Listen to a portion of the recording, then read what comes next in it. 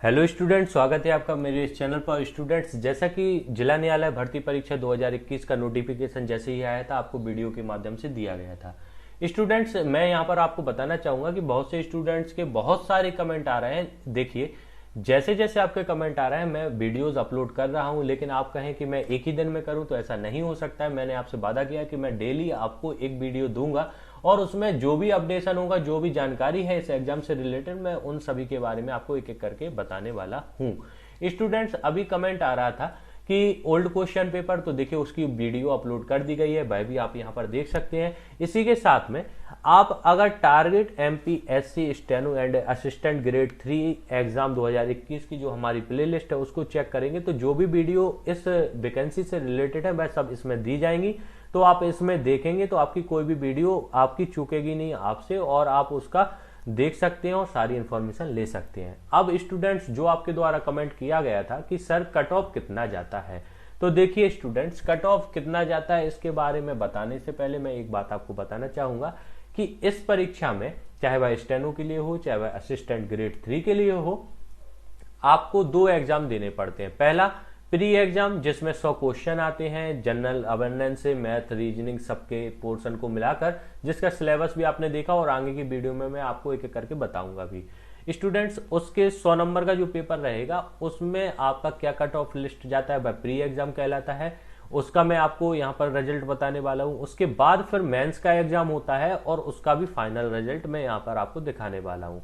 जो प्री का रिजल्ट होता है वह एक सीट के लिए 3 लोगों का रिजल्ट घोषित किया जाता है। मतलब जैसे एक पद है तो उसके लिए 3 लोगों को बुलाया जाता है। जैसे 1169 सीटें थी, 1169 जनरल की सीटें थी, तो उनके लिए लगभग 3500 के लगभग लोगों को बुलाया गया था, कैंडिडेट्स को।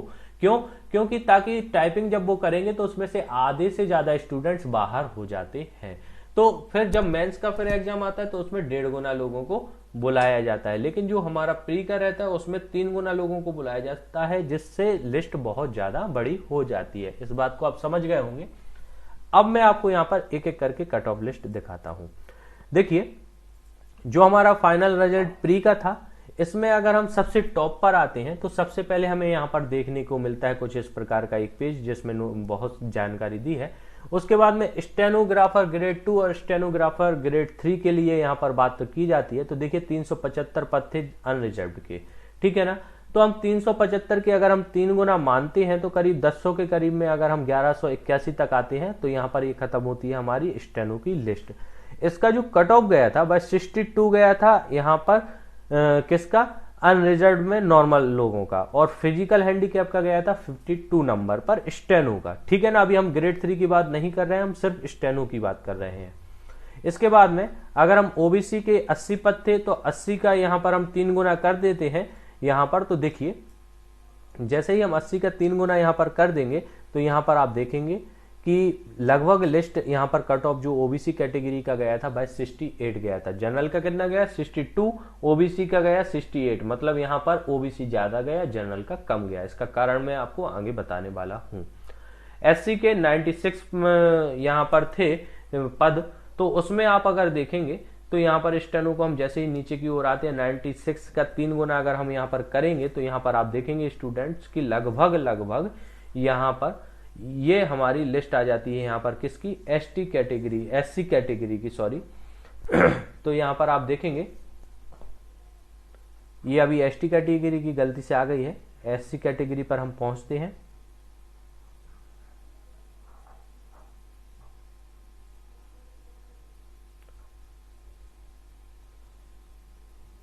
अब आप यहां पर देखेंगे स्टूडेंट्स की एससी कैटेगरी की 59 नंबर पर गई थी, ठीक है ना। अब एसटी कैटेगरी की बात करें तो अगर हम एसटी कैटेगरी के सबसे नीचे तरफ में आते हैं कि आखिरकार एसटी कैटेगरी की कितनी लिस्ट गई थी, तो यहां पर हमें देखने को मिलता है कि एसटी कैटेगरी की जो लिस्ट थी स्टेनो की वह 39 गई थी और फिजिकल हैंडीकैप में 30 गई थी। तो यहां पर आप समझ सकते हैं कि जनरल की 62, ओबीसी की 68, एससी की गई थी 50 के लगभग, और यहां पर आप देखेंगे कि जो यहां पर कट ऑफ लिस्ट है यहां पर एसटी की यह 39 नंबर पर ही गई थी। ये थी स्टेनो की प्री की लिस्ट। अब अगर हम बात करें सहायक ग्रेड 3 की जो असिस्टेंट ग्रेड 3 है, तो इसकी अगर हम जैसे ही बात करते हैं यहां पर तो आप देखेंगे कि 1179 पद थे और कहां तक गई थी इसकी लिस्ट, तो लगभग हमें 3500 पदों के आसपास तो आना पड़ेगा। हम 3500 पदों के आसपास जैसे ही पहुंचेंगे लिस्ट में जो, तो यहां पर हमें इसका कट ऑफ देखने को मिल जाता है। अब अगर हम इसका कट ऑफ देखें तो जो प्री का एग्जाम था जनरल के लिए वह 64 पर गया था, महिलाओं के लिए 58 गया था और फिजिकल हैंडीकैप के लिए 54, फिजिकल हैंडीकैप में फीमेल के लिए 49 पर यहाँ पर कट ऑफ गया था। ओबीसी का 311 पद थे, तो लगभग हम यहाँ पर अगर 900 के करीब में पहुंच जाते हैं तो यहाँ पर हमें इनका भी कट ऑफ देखने को मिल जाएगा कि आखिरकार ओबीसी का असिस्टेंट ग्रेड 3 में कितना गया था कट ऑफ। तो आप यहाँ पर देखेंगे कि इनका गया था 70, मतलब जनरल का 64 गया, असिस्टेंट ग्रेड 3 में भी, और ओबीसी का 70, मतलब यहाँ पर भी डिफरेंस बहुत ज्यादा है। फीमेल का 65 था, ओबीसी में फिजिकल हैंडीकैप 60 और फीमेल का 55 गया था। अगर हम बात करते हैं एसटी कैटेगरी की, यहाँ पर 362 पद हैं, लगभग हमें 1000 के करीब पहुंचना पड़ेगा।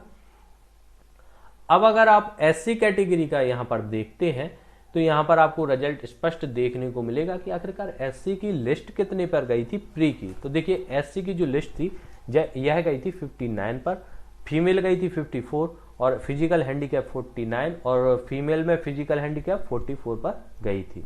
स्टूडेंट्स अब हम बात करते हैं एसटी कैटेगरी की, तो एसटी कैटेगरी में 429 पद थे, तो अगर हम सबसे लास्ट में पहुंचते हैं 1200-1300 पदों के आसपास में, तो यहाँ पर हमें एसटी कैटेगरी की यहाँ पर लिस्ट देखने को मिलती है। तो आप यहाँ पर देखेंगे कि जो एसटी कैटेगरी की जो लिस्ट रही थी वह लगभग यहाँ पर 39 पर गई थी और फिजिकल हैंडीकैप में 30 पर गई थी।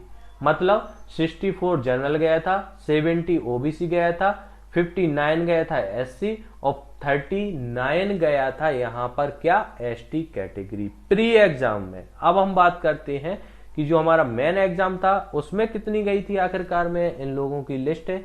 तो यहाँ पर देखिए सबसे पहले मैं आपको दिखाता हूँ असिस्टेंट ग्रेड 3 में जो जनरल की लिस्ट थी अनरिजर्व्ड की, यह 75.5 गई थी। महिलाओं के लिए यहाँ पर फीमेल के लिए 73 गई थी और फिजिकल हैंडीकैप 63।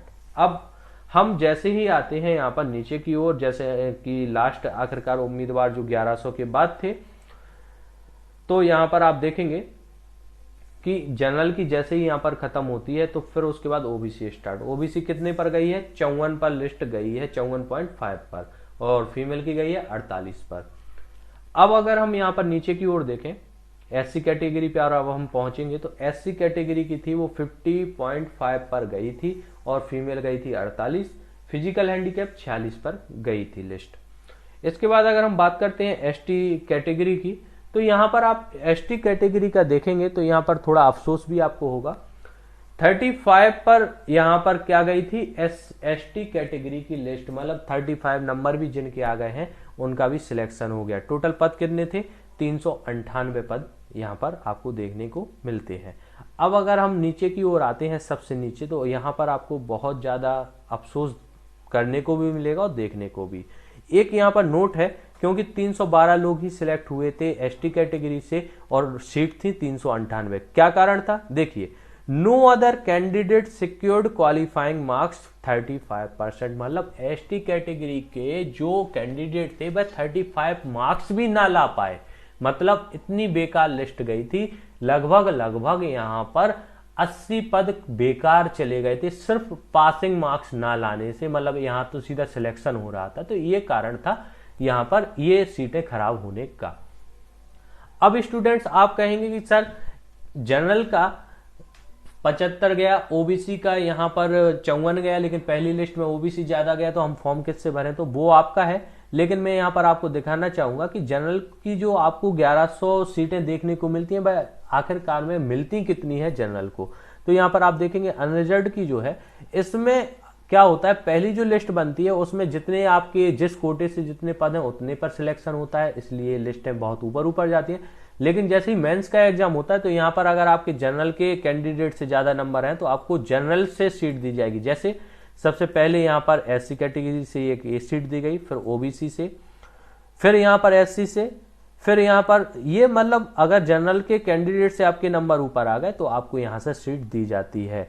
तो इस प्रकार से अनरिजर्व्ड की लगभग जैसे 1179 सीटें आपको देखने को मिली थी, तो सिर्फ आपको 500 सीटें ही ऐसी होंगी या 600 सीटें ही होंगी जो अनरिजर्व में जनरल वालों को मिली थी। बाकी सब को यहाँ पर जो भी आरक्षण का चलता है उसमें जाके वह सीटें उनको मिल गई थी। लेकिन मैं ये नहीं कहूंगा कि आप तैयारी नहीं कीजिए, 366 सीटें हैं, अब इतनी अच्छी तैयारी कीजिए कि आपके बहुत टॉप नंबर रहे ताकि आपकी सीट अच्छे से आपको मिल सके। आपने कट ऑफ लिस्ट देख लिया, मैं किसी का विरोध नहीं करता हूं, आपने कट ऑफ देख लिए, अब आपको प्रिपरेशन करना है और आपको मान के चलना है कि 90 मार्क्स आने चाहिए, क्योंकि ये 2017 था और ये 2021 और 22 का एग्जाम है। आपके अब तैयारी में जो है स्टूडेंट्स के नंबर उस टाइम जरूर इतने कम आते थे, लेकिन आज की अगर हम डेट की बात करें तो लगभग 90 नंबर हम मान के चलेंगे, 80 से 90 नंबर तो आपके आने ही चाहिए सभी कैटेगरी के। मैं ये नहीं कह रहा हूं कि सिर्फ किसी विशेष, सभी कैटेगरी के जब इतने अच्छे नंबर आएंगे तभी सिलेक्शन मिलेगा, क्योंकि उस समय और आज के समय में बेरोजगारी सबने देखी है। अब लिस्ट बहुत अच्छी जाने वाली है। बात करेंगे कि तैयारी कैसे, तो मैं चैनल के माध्यम से डेली आपको एक एक वीडियो दूंगा और सब कुछ आपका क्लियर होता जाएगा। स्टूडेंट्स, यदि वीडियो पसंद आई है तो इसको लाइक कीजिए, अधिक से अधिक शेयर कीजिए चैनल को, और दोस्तों को भी अपने शेयर कीजिए हमारा चैनल। और यदि आप चाहते हैं कि हमारी हेल्प कर सके तो अपने व्हाट्सएप स्टेटस में हमारी लिंक लगाइए, और लिंक आपको कहाँ मिलेगी, टेलीग्राम ग्रुप पर। और टेलीग्राम ग्रुप पर तो आप ज्वाइन हो ही जाइए, क्योंकि वहां पर आपको बहुत सारी इंफॉर्मेशन आगे जाके मिलने वाली है। स्टूडेंट्स, वीडियो यदि हमारी पसंद आती है, आपको हमारा पढ़ाना पसंद आता है, या हम कैसा बोलते हैं आपको ये पसंद आता है, तो इसके बारे में भी आप कमेंट कीजिए ताकि हमें उत्साह मिल सके। स्टूडेंट्स, वीडियो को लास्ट तक देखने के लिए आपका हृदय की गहराइयों से धन्यवाद।